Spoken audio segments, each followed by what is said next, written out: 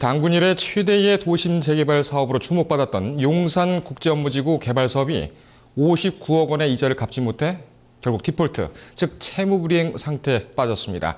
총 사업 규모가 31조 원인데 부도가 날 경우 서부 이촌동 주민들의 피해는 물론 출자사 간 줄 소송 등이 이어질 것으로 후폭풍이 만만치 않을 것으로 보입니다. 취재기자와 함께 긴급 진단합니다. 건설교통팀 신익환 기자 나왔습니다. 자, 신 기자. 네. 이 당군 이래 최대 개발 사업이다. 상당히 좀 주목을 많이 받았었는데 네. 이게 어떻게 다 이렇게까지 왔는지 모르겠습니다. 지금까지 전개된 상황 먼저 짚어보죠. 네. 일단 이 용산 역세권 개발 사업이 결국 채무 불이행, 앞서 말씀하신 대로 디폴트에 빠졌습니다. 용산 사업의 자산관리 회사인 AMC는 자산담보부 기여보험 ABCP 2천억 원에 대한 이자 52억 원을 납부하지 못해 채무 불이행이 발생했다고 오늘 오전에 밝혔습니다.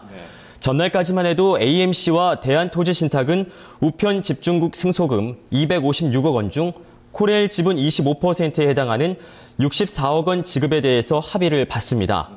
하지만 이게 이 밤 사이에 상황이 바뀌었는데요.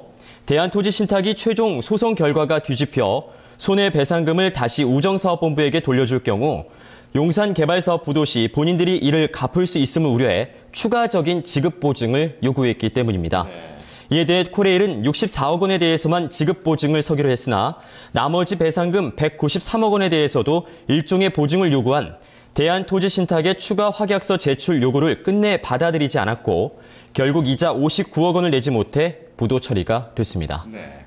아직 이제 부도가 확정된 것은 아닙니다만 이 부도가 되게 되면은 이 용산 사업에 참여했던 출자사들은 물론이고 그 해당 지역에 사시는 이제 거주민들께서 상당히 좀 곤란한 상태에 빠질 것 같습니다. 네. 앞으로의 상황 어떻게 전망됩니까? 네, 오늘 디폴트에 빠졌다고 바로 이 부도 처리가 되는 것은 아닙니다. ABCP는 보통 만기 하루 전까지 이자를 내야 이 만기가 연장이 되지만 용산 역세권 개발 사업의 경우 만기 3개월 전 이자를 내야 합니다. 따라서 오는 6월 12일 이후 최종 부도 처리 수순을 밟게 됩니다. 오는 6월 용산 역세권 개발 사업이 최종 부도 처리가 되면 이 서부 이촌동 주민들의 반발이 만만치 않을 것으로 예상이 되는데요. 특히 사업이 취소되면서 일대 깡통 주택이 속출할 것으로 보입니다. 현재 서부 이촌동에는 대림아파트 638가구, 성운아파트 340가구 등 모두 2,300여 가구가 살고 있습니다. 이들 주민들은 사업이 확정된 이후 6년여 동안 재산권을 행사하지 못하고 보상만을 기다려왔는데요. 이들 중 600여 가구의 가구당 평균 대출 규모만 4억 원이 넘고 월 이자는 약 170만 원에 이르는 것으로 알려졌습니다. 말 그대로 재산 피해가 심각한 지경입니다. 최근 사업 위기설이 돌자 일대 부동산 가격도 들썩거리면서 올 초에만 경매로 넘어간 집이 30채가 넘었고 사업 초기 치솟던 집값도 크게 하락했습니다. 결국 용산 사업이 백지화 위기에 놓이면서 추가 가격 하락은 불보듯 뻔한 상황에 놓였습니다. 특히 이미 담보대출을 받은 주민들은 원금은커녕 불어나는 이자를 갚을 수도 어려운 상황입니다. 주민들 피해도 그렇습니다만 워낙 덩치가 큰 사업이다 보니까 이 출자사 간 줄 소송이 예상이 되는데요.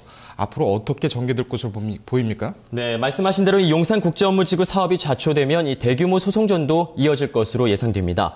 당장 용산 사업 주체들의 사업 무산에 따른 귀책 사유 공방이 예상되고요.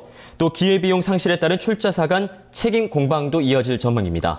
민간 출자사들은 우선 드림허브 납입자본금 1조 원 가운데 코레일 자본금을 제외한 이 7천억 원이 넘는 자본금 반환 소송을 제기할 것으로 보입니다.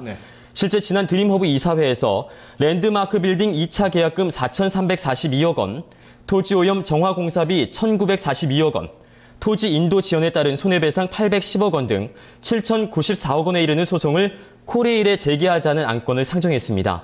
당시에는 사업 재개에 대한 가능성이 있었기 때문에 이사회를 통과하지 못했지만 파산 절차를 밟게 되면 7천억 원대 소송이 곧 불거질 것으로 보입니다. 소송 안건이 통과될지도 모르겠군요.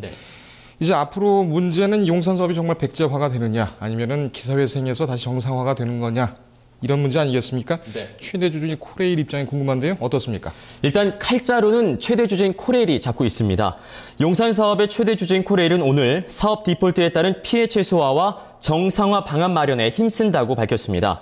코레일은 향후 민간 출자사들과 긴밀한 협의를 통해 대책을 마련할 계획이지만 아직까지 이 구체적인 일정과 내용이 발표되진 않았습니다. 하지만 이 사업의 최대 주주가 코레일인 만큼 코레일이 용산 사업의 정상화 및 회생에 칼자루를 쥐고 있는 건 분명한 사실입니다. 네.